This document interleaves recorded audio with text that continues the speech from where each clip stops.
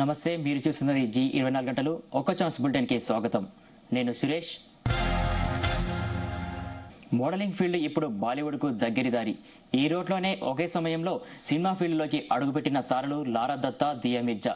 ఈ ఇద్దరు అందగత్తెలు ఎన్ని సినిమాల్లో నటించినా, ఎంతమంది హీరోలతో కలిసి పనిచేసినా తమ పర్సనల్ లైఫ్ లో మాత్రం క్లీన్ ఇమేజ్ నే సొంతం చేసుకున్నారు.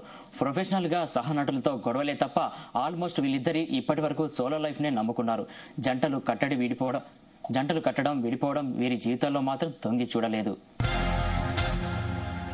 సెక్సీ క్వీన్, గ్లామర్ డాల్ ఇలాంటి స్పెషల్ ఇమేజ్ ఏది లేకుండానే కేవలం నటననే నమ్ముకుని బాలీవుడ్ లో దూసుకెళ్తున్న నటి హసీన్.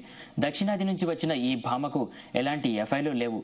బాలీవుడ్ లో చాలా కాలం నుంచి స్టార్డమ్ కోసం ట్రై చేస్తున్న మరో నటి విద్యా బాలన్ కూడా సోలోగానే లైఫ్ ని ఎంజాయ్ చేస్తోంది. మొదటి నుంచి ఒంటరిగానే లైఫ్ ను ఎంజాయ్ చేస్తున్న వారి సంగతి పక్కన పెడితే, కొంతకాలం ఎఫ్ఐలు సాగించి తిరిగి ఒంటరిగా మారిపోయిన తారలు కూడా బాలీవుడ్ లో చాలా మందే ఉన్నారు.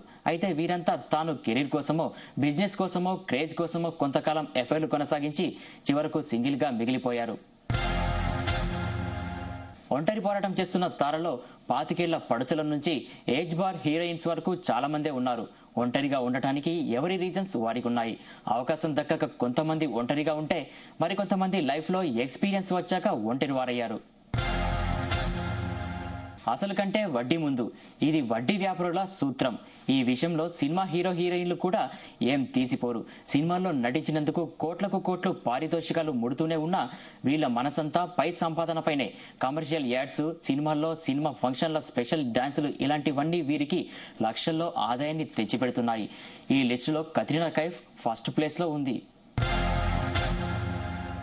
ఇది ఒక ఛాన్స్ బులెటిన్ విశేషాలు. నిప్పులాంటి నిజం కోసం చూస్తూనే ఉండండి G24 గంటలు.